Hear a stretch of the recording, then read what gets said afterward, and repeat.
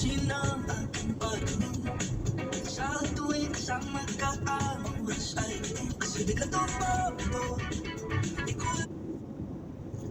Pinalawang itong daan dito sa amin. Ayan. Dati wala yung site niya dito, magkabilaan. So, ngayon medyo lumaki na. O, diba? Kita nyo naman. At saka, ang linis na. Yung pala ang purpose kung bakit inayos ang daan. O, maluwang na siya. Nag-widening sila. O, sa kabilaan, magkabilaan, widening siya. Ayan, hindi pa tapos, kaya ginagawa pa kahit sa kabila. Ayan. Medyo okay naman na. Mas maganda nga kasi ang dami na dito dumadaan na dump truck galing ng Sarja, Turfacan. Dito po sila dumadaan, kaya lagi na po dito ang mga pulis kasi nag-checkpoint sila yung mga dumadaan dito. Mayroon na silang way na shortcut, kaya hinaharang sila dito ng pulis. Okay naman. Yung nga lang, nang tagal. Laging traffic dito, lalo pag yan, maraming dump truck. Kasi yung dump truck po, mabagal ang anong takbo. Ganito po dito sa amin. Tapos, naglalagay na sila ng mga dagdag radar. Tinatanggal na nila yung mga luma na camera. Bali, 6, magkabilaan, tatlo. 6 na radar dito. Yung malalaki na radar, yung kompleto na. Yung malaki, yung itim. Na yun, connect na sa internet yun. Naka-monitor ang daan. Maganda yung camera na nilagay nila ngayon. Catch ka lahat, yung may sa seatbelt, over speeding, nakahawak ka ng telepono. Kaya dito mga sisilab, bawal po maghahawak ng telepono habang nagdadrive. Ayun, meron na yun. Lahat yun, makakatch ka pag makita ka nun. Hindi na pulis ang maghaharang sa'yo, kundi yung camera na. Malaki yung ngayon, camera. Maganda yun. Kitang-kita mo na yung setup ng radar na yun. Kompleto na. At saka bawal din mga bata na umupo sa harap.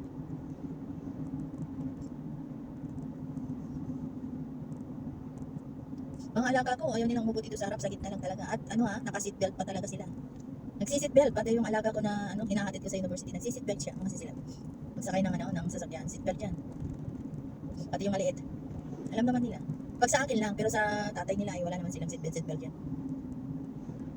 Alam na nila yan, pag may penalty ako, di sila yun. Ako naman, lagi man ako naka-seatbelt.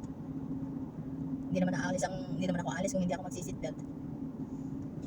Ayan, pakita ko sa inyo yung klase ng radar ngayon. Hinay-hinay tayo para makita nyo. Pakita ko sa inyo. Ayan, busy sila nag-aayos dito. Ayan ang radar ngayon. Makita nyo yung itim na yan na malaki. Laylo tayo. Ayan. Ayan ang sinasabi ko na radar. Ayan. O, diba? Kompleto yan. 3 ang camera niya yan. Ayun ang sinasabi ko kasi sila. Kaya, may mga limit ang daan dito. Dito sa tinatakbo namin ngayon dito, binaba nila ng 100. Pero talagang speed limit dito is 120. Pag nasa highway na, 140. All-in to Dubai. 140 yan. Dubai to All-in, 140. Itong binabaybay ko is 120. Pero ngayon, reduce nila ng 100. Ayan.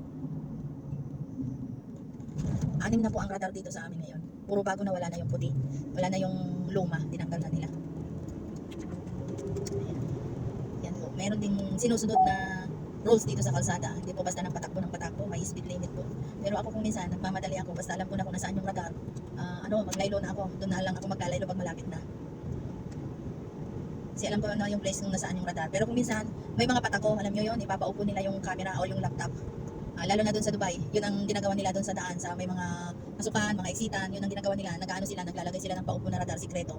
Hindi lahat ng radar ay kagaya nito, nakapatayo. Ayan, tignan nyo, meron na naman dito. Maglaylo ako kasi meron dito, kita nyo, yan, itim na yan. Ayan. Ingat din para iwas sa violation. Malaki-laki yan. Pag nakatch ka ng camera. Kung ilang speed yung mo, halimbawa 10, nag-over ka ng 10, halimbawa 110 or 120 ka, naging 130 ka, 600 na yon, 600 dirhams, so worth of 7.5 dyan sa Pilipinas. O diba, ang laki. Kaya ingat-ingat para iwas sa violation. Ganun po. Tingnan nyo ang view ng ang dami ko na naman nadaldal. Tingnan nyo ang view ng bundok dito sa amin. Ang ganda ng view, ang layo. O diba, kita nyo ba yung view? Ayan, ang dami na akong nadaldal. Inaantok kasi ako kasi sila. Nandito na tayo sa amin. Kung makita nyo yung view na yan na bundok, dito kami malapit. Ayan. Dito naman sa mga housing area, ang speed limit is 60. Ayan. Papunta sa school ng alaga ko, ayan, 60 speed limit. Ayan, ang ganda ng view ng bundok ko. Diba? Kita nyo yun. Ala, yun, ang dumi na naman ang gulong ng sasakyan ko dahil sa nilagay nilang pinta, ano ba yan? Yan sa daan. Ayan, nandito na tayo, malapit na tayo mga sisilang. Bye-bye na. Thank you for watching. Sa pagsama nyo sa akin. Bye-bye.